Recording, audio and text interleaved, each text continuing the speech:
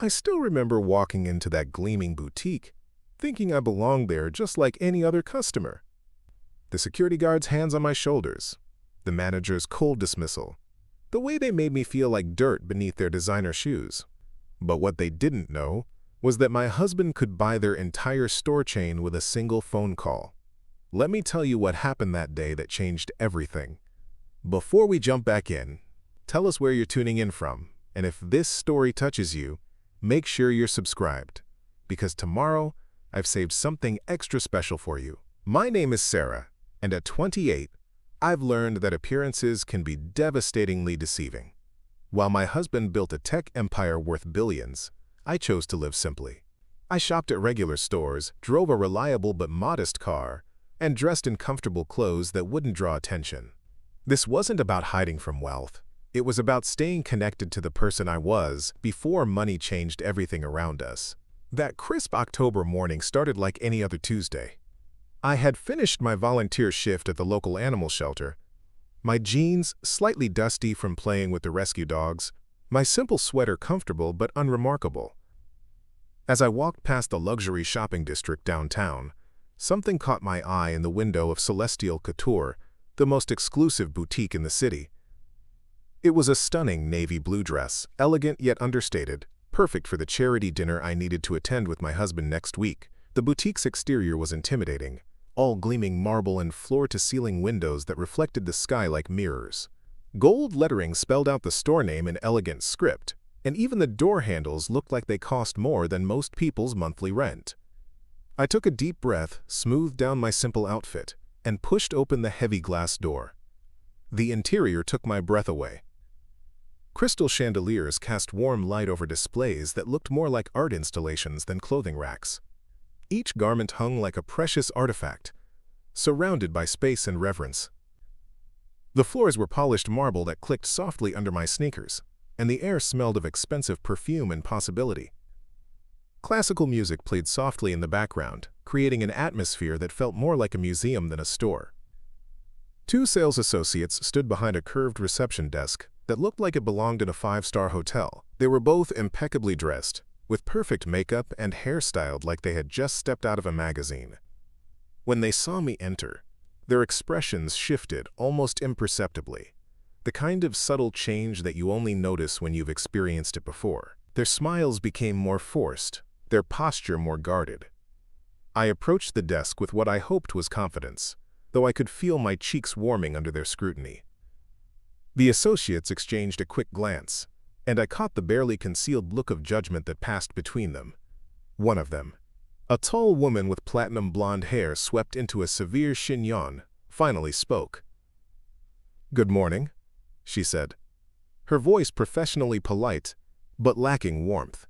"Are you perhaps looking for someone? Or maybe you're here about a delivery." The implication was clear. In my jeans and simple sweater, with my hair in a casual ponytail and minimal makeup, I clearly didn't look like their usual clientele. I felt that familiar knot form in my stomach, the one that always appeared when people made assumptions about who I was based on my appearance. "Actually, I'm interested in shopping," I replied, trying to keep my voice steady and confident. "I saw a beautiful navy dress in your window display, and I'd love to try it on." The two women looked at each other again, and I could practically see them having a silent conversation. The blonde woman's smile became even more strained, while her colleague, a brunette with sharp cheekbones and calculating eyes, stepped forward. "I see," the brunette said slowly, as if speaking to someone who might not understand. "That particular piece is part of our exclusive collection. It's quite expensive, and we typically reserve viewings for our established clientele." She gestured vaguely at my outfit. "Perhaps you might be more comfortable at one of the department stores in the mall. They have lovely selections that might be more suitable for your budget." The words hit me like a slap. More suitable for my budget. As if they could determine my financial situation based on the fact that I chose to dress comfortably rather than ostentatiously. I felt my face flush, but I forced myself to remain calm. "Growing up in a middle-class family, I have some questions about your credit card." The words echoed through the boutique, and I noticed that other customers had stopped their browsing to stare at the unfolding drama. A woman in a fur coat whispered something to her companion, while a man in designer jeans openly pulled out his phone, probably to record what he expected to be an entertaining confrontation. "I don't understand," I said, though part of me understood perfectly. They had decided I was a fraud, a criminal, someone who didn't belong in their pristine world of luxury and privilege. "Is there a problem with my card?" "I can provide identification if needed." The manager's smile was cold and predatory. "Oh, we'll definitely need identification. And we'll need to verify that card hasn't been reported stolen. Until then, you need to remove our merchandise immediately." The humiliation was overwhelming. Standing there in that beautiful dress, surrounded by people who looked at me like I was something distasteful they had found on their shoe, I felt smaller than I had since childhood. These people had taken one look at me and decided I was unworthy, not just of their clothing, but of basic human decency and respect. "You're treating me like a criminal," I said, my voice stronger than I felt. "I haven't done anything wrong. I'm a paying customer trying to make a legitimate purchase." The manager stepped closer. Close enough that I could smell his expensive cologne and see the cold calculation in his eyes. "Customers don't dress like you do when they come to spend $8,000. Customers don't carry worn canvas purses and wear sneakers with holes in them. Real customers understand that this establishment has standards." His words were designed to cut, to make me feel ashamed of my choices, of my appearance, of my very presence in their sacred space. And for a moment, they worked. I felt the familiar sting of not being good enough, not looking right, not meeting someone else's arbitrary standards of worthiness. But then something else took over, something stronger than embarrassment or shame. Dignity. The quiet, unshakable dignity that comes from knowing who you are, regardless of what others think. I straightened my shoulders, lifted my chin, and looked the manager directly in the eye. "I'll change back into my clothes," I said calmly. "But I want you to know that your assumptions about me say far more about you than they do about me." As I walked back toward the makeshift fitting room, I heard Victoria whisper to her colleague, "She's probably going to try to steal the dress. Watch the cameras carefully." The accusation followed me like a shadow, another layer of insult added to an already humiliating situation. These people had decided not just that I was poor, but that I was a thief, someone so desperate and morally bankrupt that I would resort to stealing. Inside the tiny fitting room, I carefully removed the beautiful dress and hung it back on its hanger. My hands were shaking slightly, not from fear, but from anger and disappointment. Anger at the treatment I had received, but disappointment in humanity itself. How had we created a world where people were judged so harshly based on appearances? Where kindness and respect were reserved only for those who looked a certain way or carried certain status symbols? When I emerged from the fitting room in my simple clothes, the manager was waiting with what looked like a security guard. The guard was a large man with kind eyes who looked uncomfortable with the situation, as if he knew this was wrong, but felt obligated to follow orders. "Ma'am," he said gently, "I'm going to need you to come with me. Just some routine questions." The other customers were openly staring now, some filming with their phones, others whispering among themselves about the drama unfolding before them. I could hear fragments of their conversations, speculation about what I had done, assumptions about who I was and why I was being escorted out. The humiliation was complete, public, and devastating. But as the security guard gently guided me toward the exit, something unexpected happened. My phone rang. The ringtone was simple, nothing fancy or attention-grabbing, but in the silence of the boutique, it seemed impossibly loud. I looked at the screen and saw my husband's name, along with his photo, the one that had been on the cover of Forbes magazine just 3 months ago, when they named him one of the most innovative entrepreneurs of his generation. "I should answer this," I said quietly to the security guard, who nodded sympathetically. "Hello, darling," came my husband's warm voice through the speaker, loud enough for everyone nearby to hear.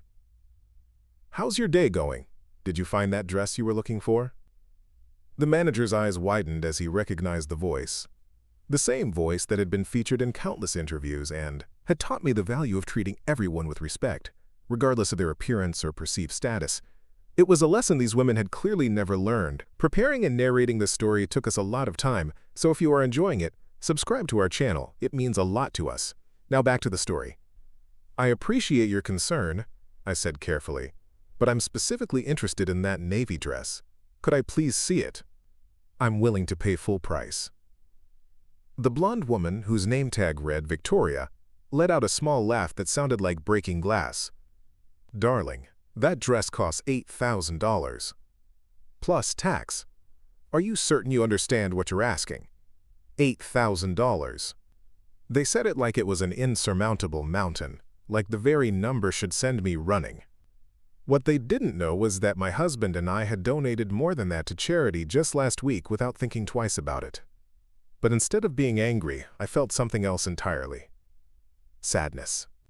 Sadness for these women who had been trained to judge people so harshly, who had learned to equate a person's worth with the price tags on their clothing.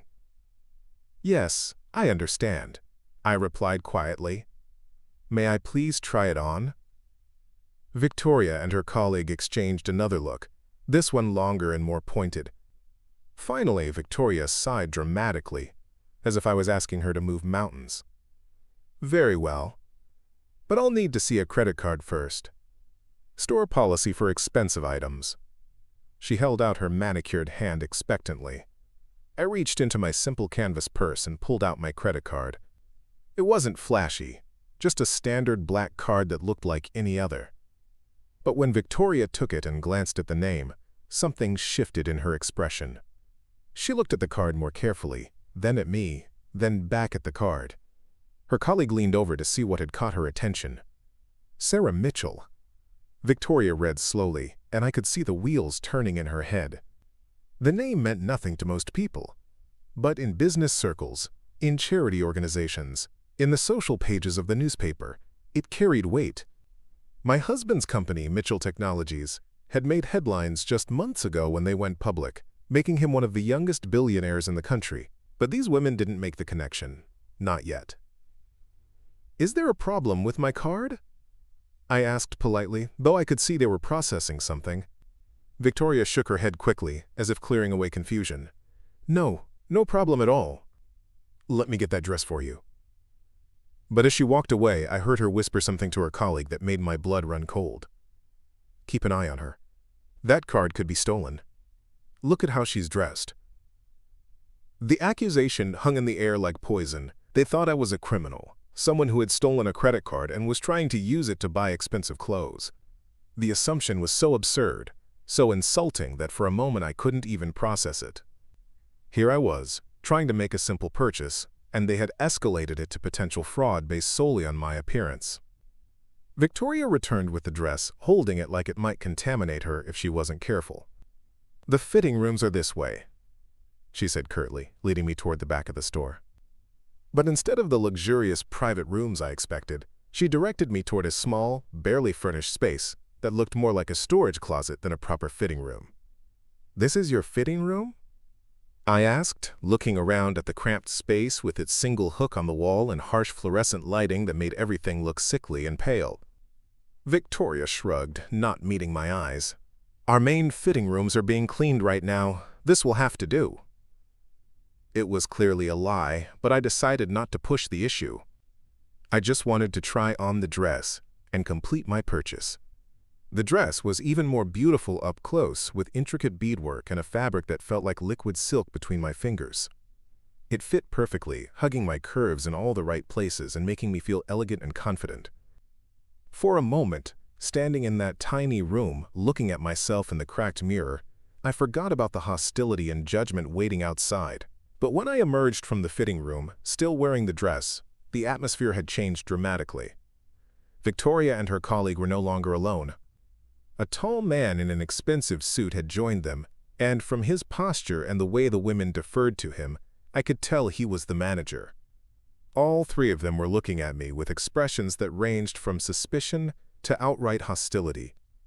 "Miss," the manager said, his voice carrying an authority that brooked no argument, "I'm going to need you to remove that dress immediately and come with me.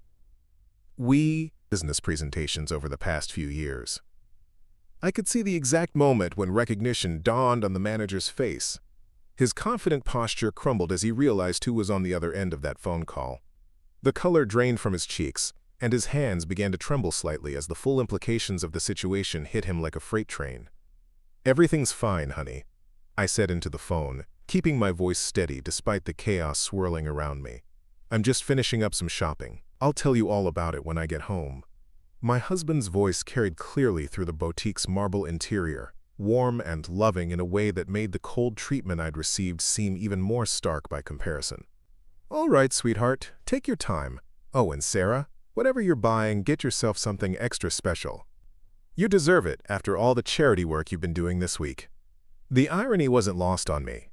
Here was a man worth billions telling his wife to treat herself, while the people around me had assumed I couldn't afford a simple dress. As I ended the call, the silence in the boutique was deafening. Victoria's face had gone completely white, and I could see her mind racing as she tried to process what had just happened. The other customers were looking confused, clearly sensing that something significant had shifted but not understanding what. The manager approached me with an entirely different demeanor, his earlier aggression replaced by barely concealed panic. "Mrs. Mitchell," he said, and I could hear the slight tremor in his voice. "I believe there's been a terrible misunderstanding. Please, let me apologize for any confusion." He gestured frantically toward the dress I had tried on. "That dress would look absolutely stunning on you. Why don't we get you properly fitted in our VIP suite?" I looked at him with the same calm composure I'd maintained throughout this ordeal. "A misunderstanding?" I repeated quietly. "Is that what you call treating a customer like a criminal? Making assumptions about someone's character based solely on their appearance?" My voice remained level, but there was steel underneath it that made everyone in the vicinity take notice. The security guard who had been escorting me looked mortified. He stepped back, clearly wanting to distance himself from what was unfolding. Victoria tried to approach, her earlier haughtiness replaced by desperate damage control. "Mrs. Mitchell, please understand we were just following protocol. We have to be careful about fraud, you know how it is." "Do I?" I asked, tilting my head slightly. "Tell me, Victoria, what exactly about me screamed fraud to you? Was it my jeans? My comfortable shoes? The fact that I didn't walk in here dripping in diamonds and designer labels?" Each question hit like a precision strike, and I could see her shrinking under the weight of her own prejudices being reflected back at her. The other customers were beginning to understand what was happening. Some looked embarrassed, probably realizing they had been witnessing discrimination rather than crime prevention. Others pulled out their phones more obviously, recognizing that they were witnessing something significant. The woman in the fur coat whispered urgently to her companion, "That's Sarah Mitchell. Her husband owns Mitchell Technologies." I turned to address the small crowd that had gathered. "I want everyone here to understand something important. What you just witnessed wasn't about money or credit cards or store policies. It was about the automatic assumptions we make about people based on how they look, how they dress, how old they appear to be." My voice carried clearly through the boutique, and I could see people leaning in to hear every word. I came here as a customer with legitimate money to spend. I was treated like a criminal because I chose to dress comfortably rather than ostentatiously. These employees looked at my simple clothes and decided I didn't belong in their world. I gestured around the luxurious boutique. But here's what they didn't consider. Maybe I chose to dress this way. Maybe I prefer comfort over fashion. Maybe I don't feel the need to prove my worth through designer labels. The manager was practically sweating now, clearly calculating the potential damage to his career and his store's reputation. "Mrs. Mitchell, please, we can make this right. That dress, it's yours. Complimentary, of course. And perhaps we could discuss your husband's company doing some corporate events here?" I smiled, but there was no warmth in it. "You want to give me the dress for free? After treating me like a thief? After humiliating me in front of your other customers?" I shook my head slowly. "That's not how this works. You don't get to erase discrimination with discounts." My phone buzzed with a text message, and I glanced at it, briefly. It was from my assistant, reminding me about a board meeting later that afternoon. The irony struck me again. In a few hours, I would be sitting in a boardroom making decisions that affected thousands of employees and millions in revenue. But here, in this moment, I had been judged unworthy of basic respect because of my choice to dress simply. Let me tell you all a story, I continued, my voice gaining strength. My husband started his company in our garage with a borrowed laptop and a dream. I supported him by working 3 jobs, shopping at thrift stores, and yes, wearing simple, practical clothes because we couldn't afford anything else. Even now, when we could buy anything we want, I choose to stay connected to those roots. Victoria was crying now, mascara running down her cheeks in dark streams. Please, Mrs. Mitchell, I have children. I need this job. I was just doing what I was trained to do. Her desperation was palpable, but I felt no satisfaction in her distress. If anything, it made me sadder about the system that had created this situation. What you were trained to do? I repeated thoughtfully. You were trained to judge people by their appearance. You were trained to make customers feel unworthy if they didn't meet certain visual standards. That training is exactly the problem. I looked around at the other employees who had gathered, all of them looking nervous and uncertain. The boutique's owner appeared from somewhere in the back, clearly having been summoned by frantic phone calls. She was an elegant woman in her 50s, impeccably dressed but with genuine concern in her eyes. Mrs. Mitchell, she said, approaching carefully, I'm Elena Castellano, the owner of Celestial Couture. I've just been made aware of the situation, and I want to personally apologize. I studied her face, looking for the same prejudice I'd seen in her employees, but finding instead what seemed like genuine remorse. Miss Castellano, I acknowledged, your staff accused me of credit card fraud and treated me like a criminal. They did this because I was dressed simply and didn't match their preconceptions of what a wealthy customer should look like. Elena nodded, her expression grave. What happened here today is completely unacceptable and goes against everything I believe in. When I opened this boutique, it was meant to be a place where any woman could come to feel beautiful and valued, regardless of her background. She looked pointedly at her staff. Clearly, we've lost sight of that mission. Have you? I asked.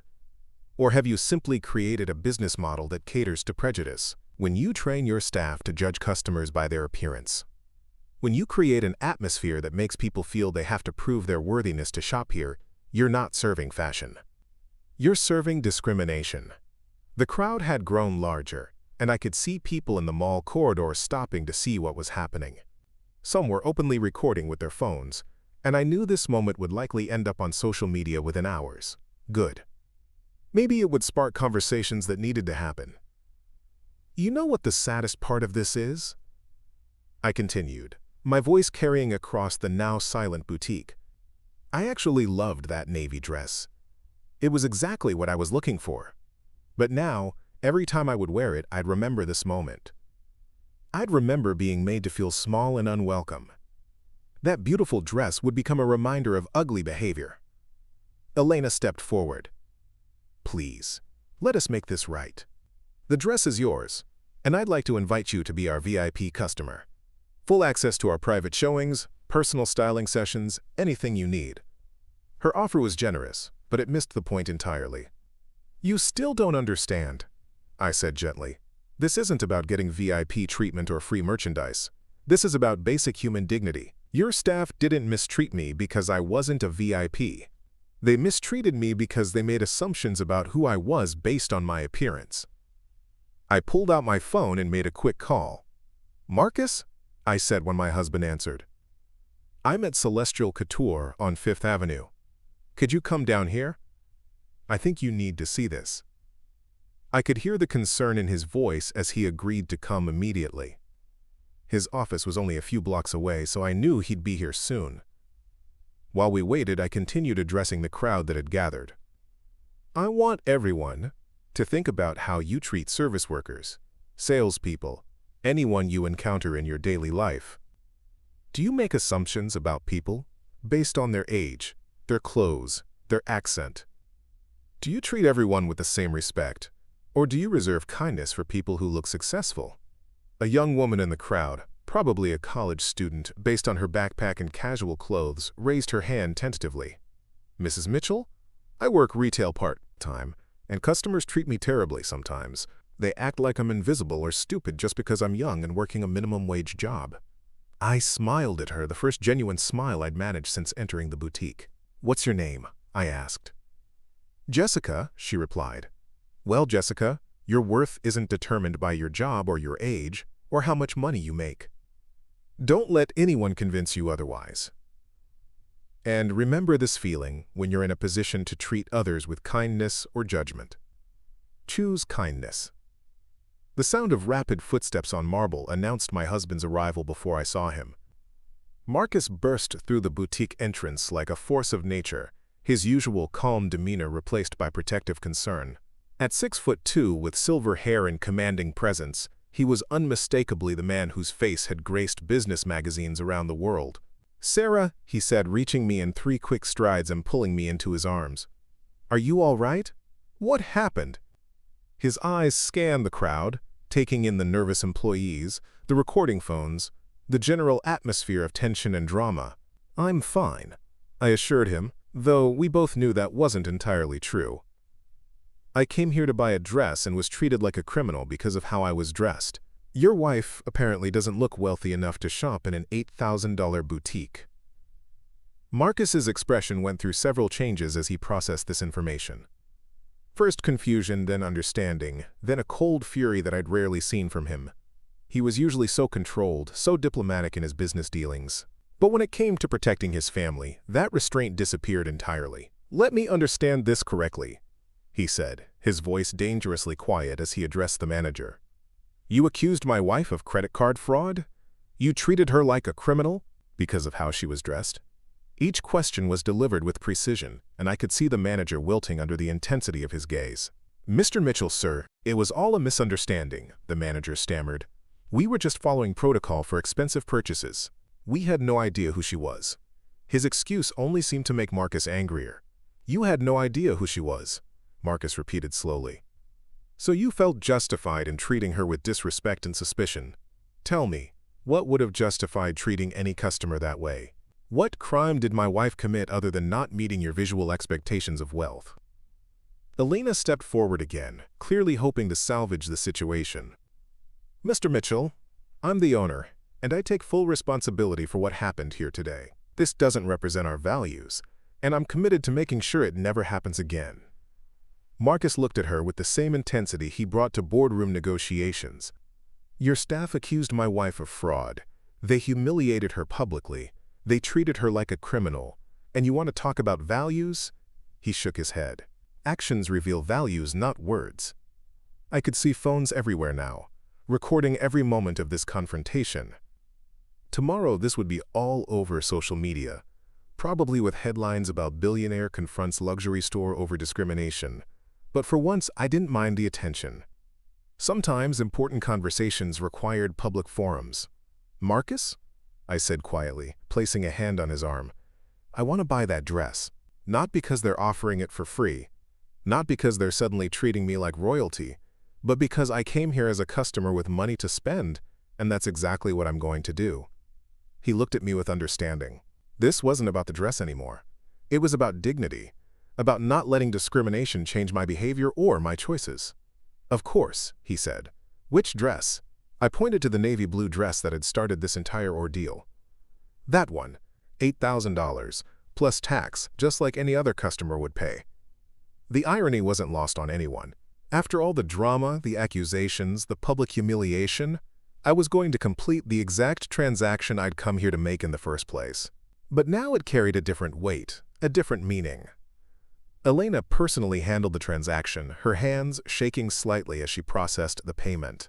"Mrs. Mitchell," she said as she carefully packaged the dress, "I want you to know that effective immediately we'll be implementing new training protocols for all our staff. Sensitivity training, customer service workshops, everything necessary to ensure this never happens again."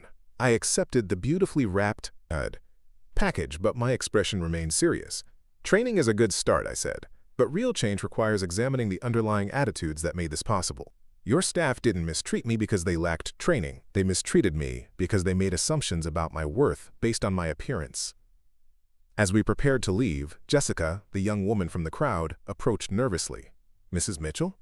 I just wanted to say thank you for standing up for people like me, for showing that everyone deserves respect regardless of how they look or how much money they have. I handed her my business card. Jessica, if you're ever looking for internship opportunities or job placement, call me. Talent and character matter more than appearances, and you clearly have both. Her face lit up with surprise and gratitude.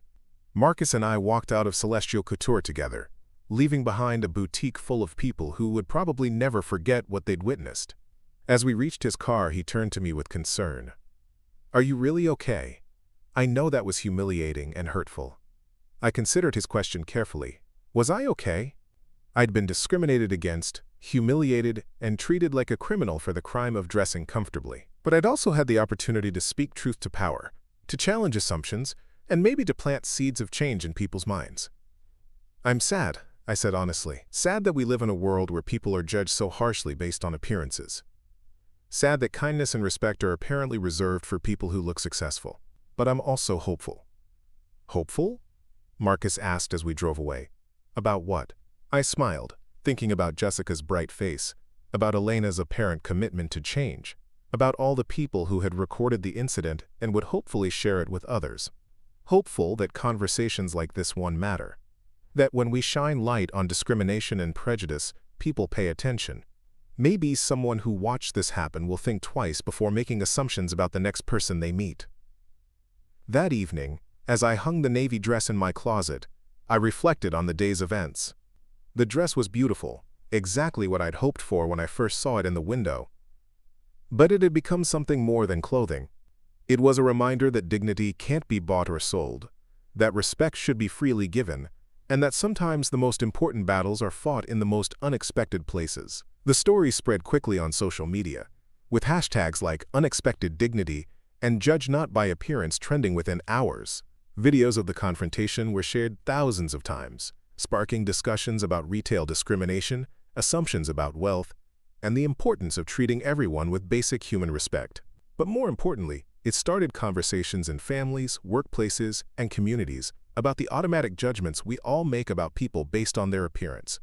It reminded people that the person serving their coffee, helping them shop, or sitting next to them on the bus might have a story that would surprise them. Change doesn't happen overnight, but it starts with moments like these. Moments when someone stands up and says that discrimination is unacceptable, regardless of who's watching or what consequences might follow. Sometimes the most powerful thing you can do is simply refuse to be diminished by others' prejudices. Up next, you've got two more standout stories right on your screen. If this one hit the mark, you won't want to pass these up. Just click and check them out. And don't forget to subscribe and turn on the notification bell so you don't miss any upload from us.